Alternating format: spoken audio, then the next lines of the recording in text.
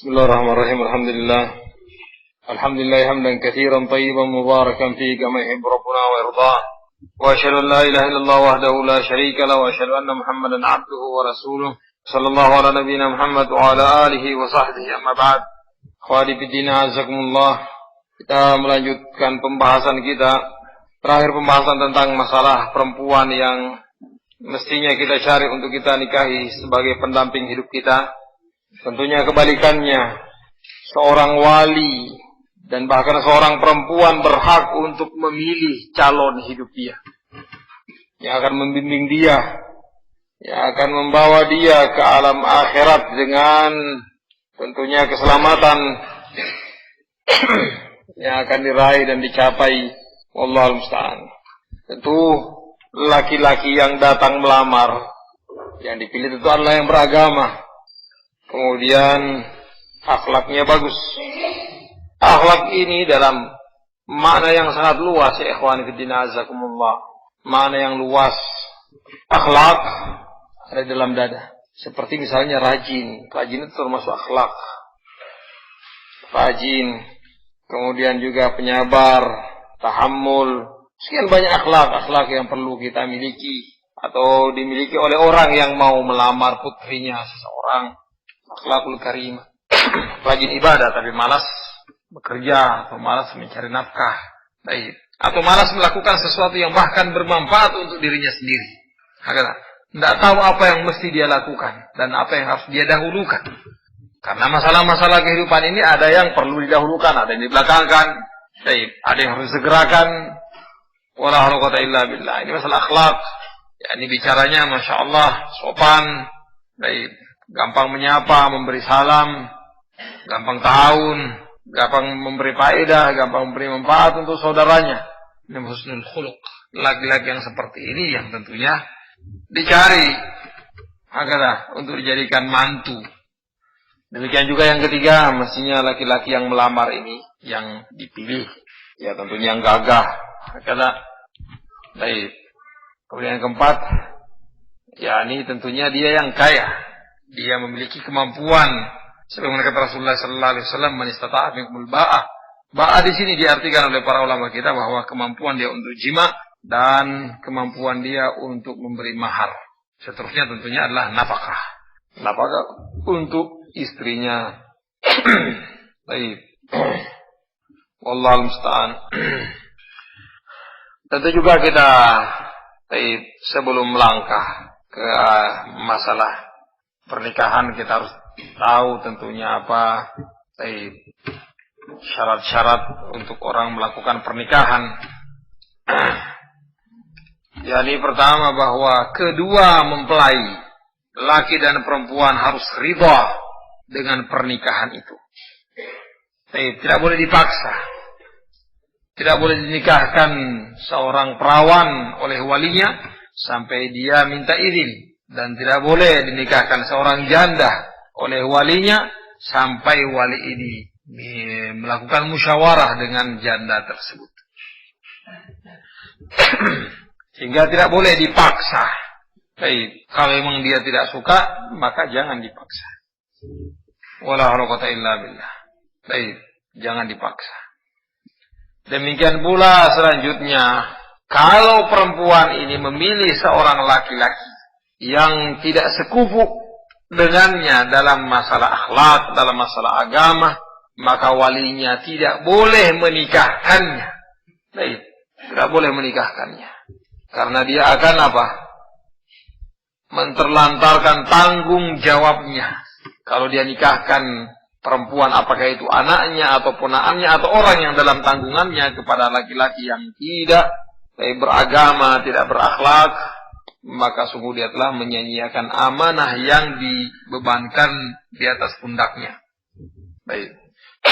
Akan tetapi kalau orang yang datang ini adalah orang yang saleh, orang yang taat kepada Allah Subhanahu wa taala, akhlaknya, perangainya bagus. Baik. Kemudian walinya menolak. Baik. Sebagian ulama mengatakan bahwa perwaliannya bisa gugur dan boleh dinikahkan oleh orang yang ada setelahnya dari wali-walinya. Kalau misalnya ayahnya tidak mau, maka kakeknya yang menikahkannya. Walhasil hakala Wallahu musta'an. Jadi keduanya harus ridha antara satu dengan yang lainnya. Baik. Tentunya ridhanya seorang perempuan di zaman dahulu sukutuha kata Rasulullah sallallahu alaihi wasallam, wallahu alam di zaman sekarang ini. Baik, di zaman sekarang ini mungkin lebih vulgar perempuan mengatakan iya atau tidak. Baik, wallahu musta'an. Lebih gampang dia menyatakan iya atau tidak. Di zaman dahulu mungkin malu-malu perempuan itu. Baik. Wala haula wala quwwata illa billah, karena biahnya, lingkungannya memang yang membentuk kepribadian mereka untuk malu. Kemudian yang kedua adalah adanya wali. Wali untuk perempuan yang akan menikahkan perempuan ini. Maka wali ini yang bertanggung jawab nanti di hari akhirat kalau dia salah dalam menikahkan anak perempuan ini. Dia yang dimintai pertanggungjawabannya di hadapan Allah Subhanahu wa taala. Kalau dia menahan-nahan anak yang ada dalam tanggungannya dari menikahkannya dengan seorang laki-laki tanpa alasan syar'i, sehingga dia mungkin menjadi perawan tua.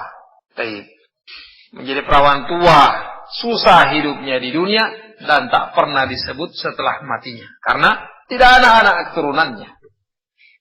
Susah hidupnya di dunia karena dia akan sebatang kara. Kalau dia memiliki anak-anak mungkin masih ada yang mengingatnya, masih ada yang mengurusinya dan seterusnya.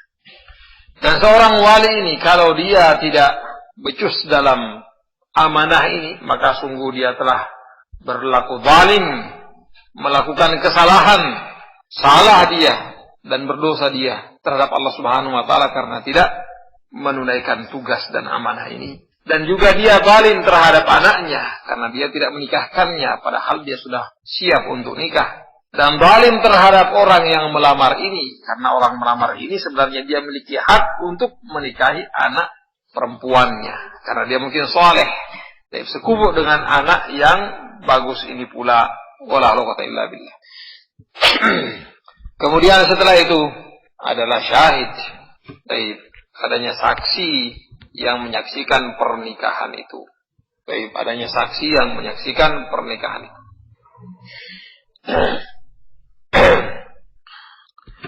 Kita kembali ikhwani fiddin azakumullah bahwa sesungguhnya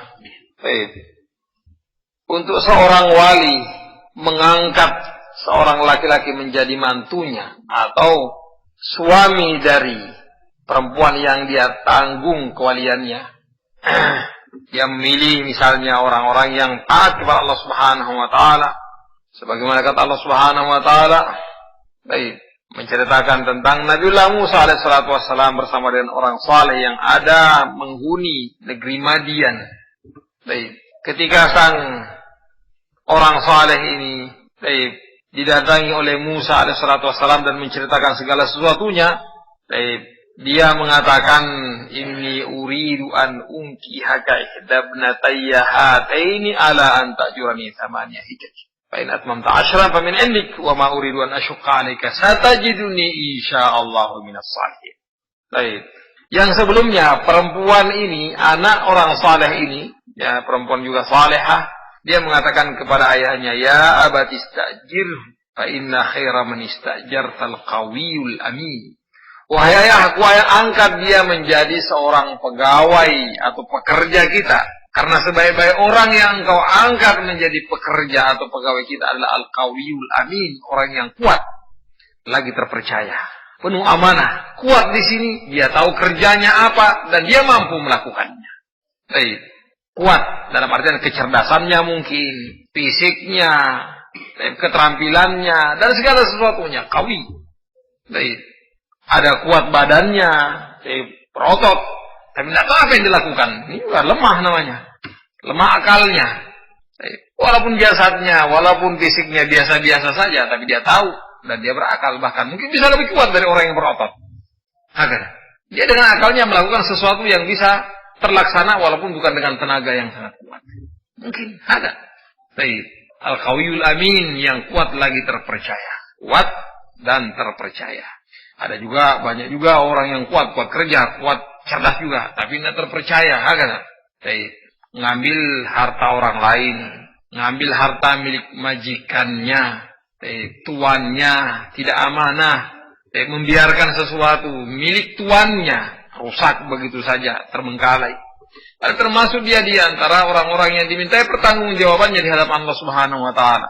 Dia sebagai pekerja, dia harus menjaga hak milik tuannya, bosnya, orang sekarang bilang.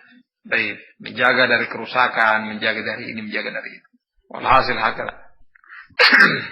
Baik, ketika kelihatan memang bahwa Nabiullah Musa alaihissalam memiliki sifat ini barakallahu fikum, sifat ini qawiyul amin, sifat yang mestinya dimiliki oleh seorang muslim mukmin sebelum menjadi syarat untuk para pebisnis dan pengusaha. Hakata pebisnis dan pengusaha, dia harus memiliki dua syarat ini untuk berusaha. Kapan salah satu dari dua syarat ini tidak terpenuhi, maka dia tidak akan laku di pasaran. Betapa banyak orang mendapatkan kekayaan, mendapatkan duit, mendapatkan rezeki dari Allah Subhanahu wa taala, padahal modal berupa materi tidak ada. Yang ada hanya kepercayaan. Dari kepercayaan itu dia bangun usahanya. Wallahu a'lam. Tapi kalau sudah tidak dipercaya lagi, khas untuk membangun kepercayaan yang sangat-sangat sulit. Walhasil Nabiullah Musa alaihissalam dinikahkan dengan putri orang yang saleh ini karena dia memiliki dua persyaratan. Kita berpindah masalah.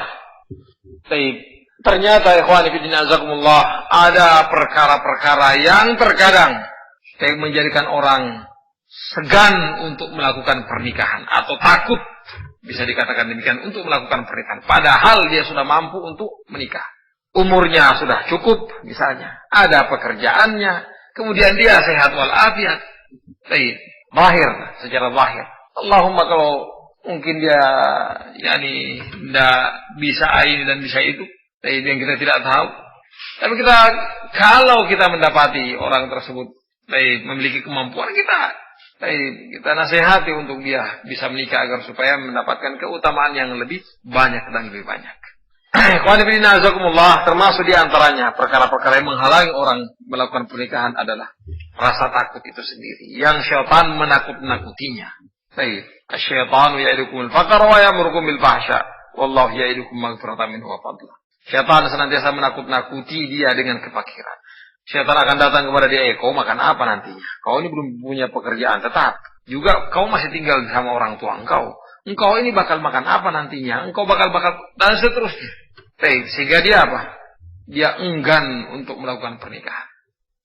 Pokoknya ditakut-takut dia dengan apa saja sehingga dia tidak melakukan pernikahan. Atau dengan alasan-alasan yang macam-macam. Katanya mau ini mau itu. Menyelesaikan kuliah, menyelesaikan studi, menyelesaikan ini dan itu dari masalah-masalah. Padahal dia sebenarnya sudah pengen sekali nikah, tapi dia terhalang oleh masalah-masalah yang seperti ini. Ini juga termasuk penghalang-penghalang yang perlu kita hilangkan agar supaya kita bisa mendorong saudara kita untuk melakukan pernikahan.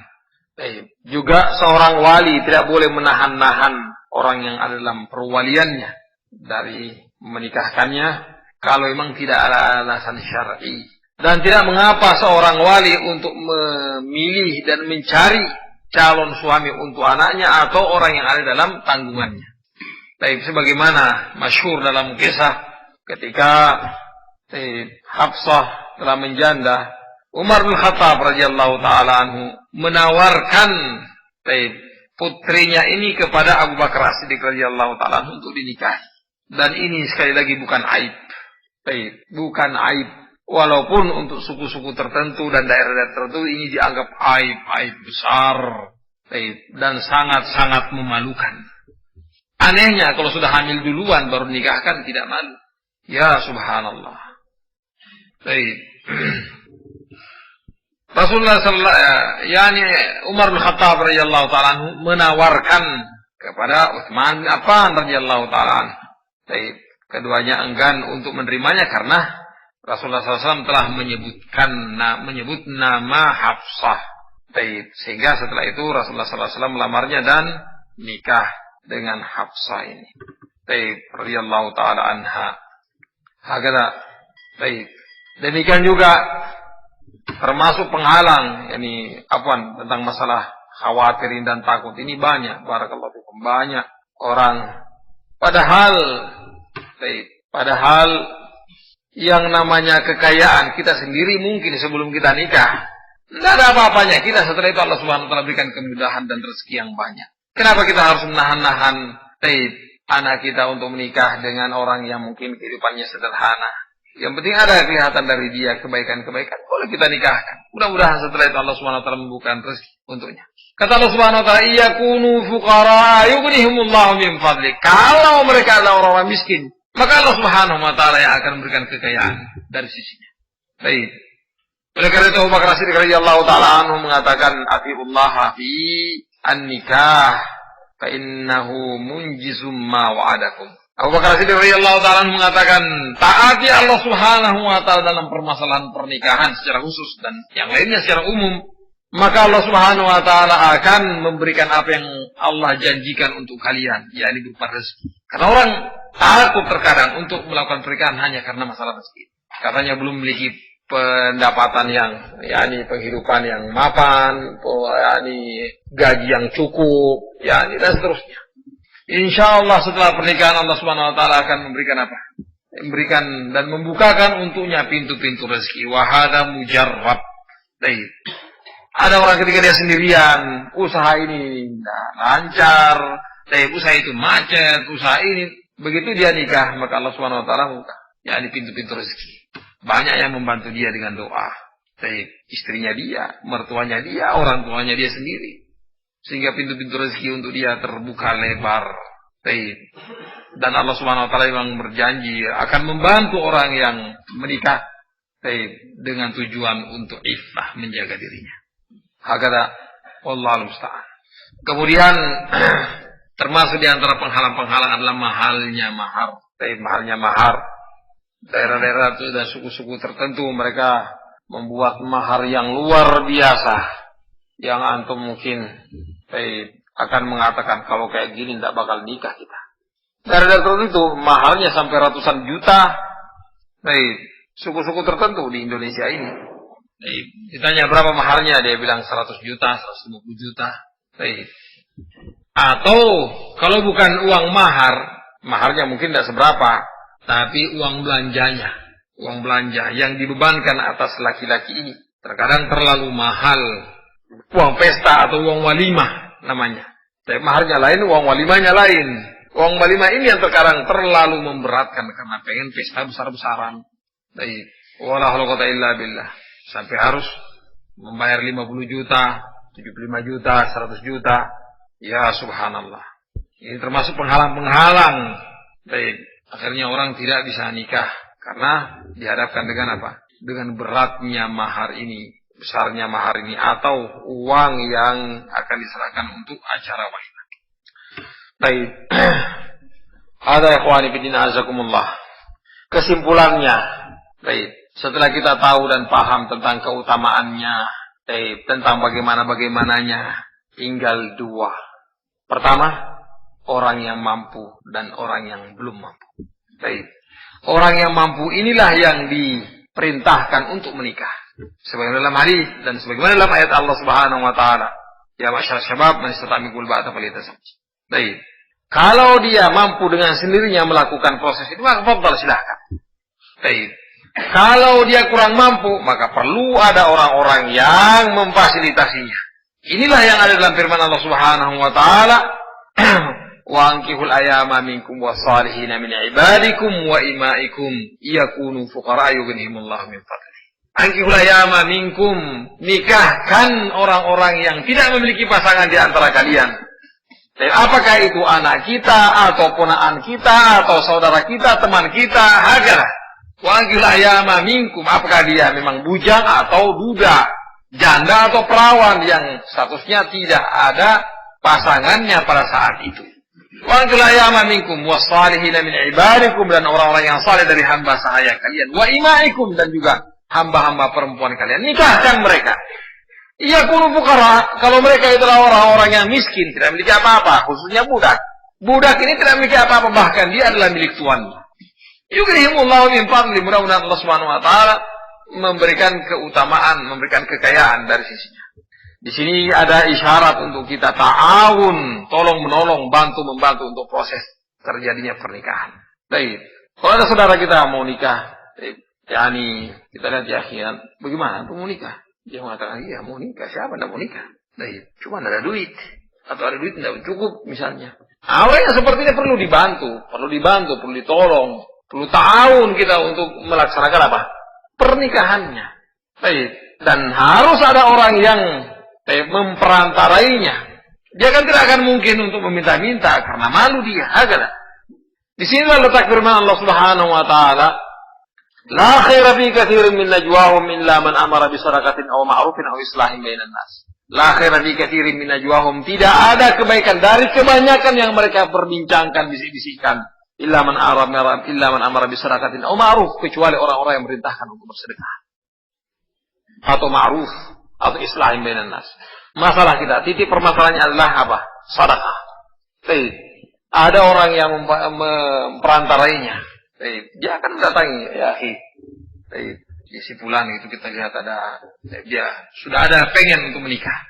Cuman dia butuh ini, butuh ini. Tapi bagaimana? Kita bantu. Ya Allah, berapa duit? 50.000, ada 100.000, ada sekian. Sudah kemampuan masing-masing. Kemudian kita serahkan kepadanya. Bahkan disebutkan para ulama tentang masalah masarifuz zakah untuk seseorang yang mau nikah. Termasuk diantaranya untuk kita serahkan dan berikan kepadanya uang zakatnya, apalagi sedekah. Ini terkadang barakallahu fikum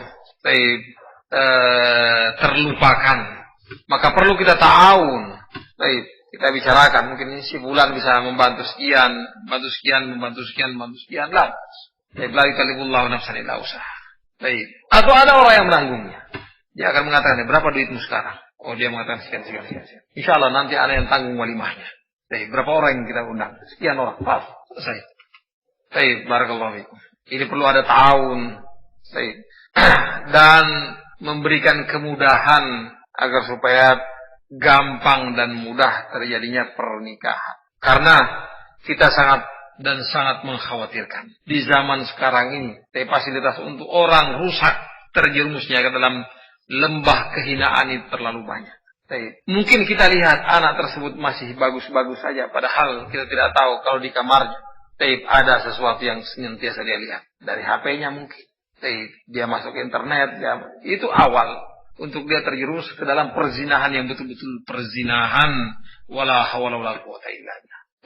Di zaman sekarang ini sangat mudah orang untuk melakukan sesuatu yang orang tidak bisa melihat. Ya apa tahunya orang tua kalau dia melakukan sesuatu di kamarnya. Telepon-teleponan, saling melihat antara satu dengan yang lainnya. Ya subhanallah. Oleh karena itu ikhwani fillah azakumullah, nasihat untuk kita semuanya di semua tempat agar supaya kita memudahkan terjadinya proses pernikahan ini. Untuk terjadinya proses pernikahan. Mudah-mudahan Allah Subhanahu wa taala senantiasa memberikan kepada kita petunjuknya dan kemudahannya. Wallahu musta'an. Ada pertanyaan ya, Pak? Kalau tidak kita tutup dengan kapal saja. Nasihat yang kita tidak bisa katakan singkat karena sudah berapa lama dari tadi pada maghrib sampai sekarang. Mudah-mudahan nasihat ini bisa memberi manfaat. Kalau ini sudah merupakan suatu ilmu, maka sekedar pengingat saja. Dzakir fa inna dzikra tanfa'ul mu'minin. Kalau tidak, maka itu adalah satu tambahan dari. Dan kalau ternyata di sana ada kesalahan, maka itu datangnya dari syaitan dan dari kelemahan anak. Kalau yang benar datangnya dari Allah Subhanahu wa taala. Kita tutup kafaratul majlis, mudah-mudahan Allah Subhanahu wa taala mengampuni kita. Subhanakallah bihamdika asyhadu an la ilaha illa anta astaghfiruka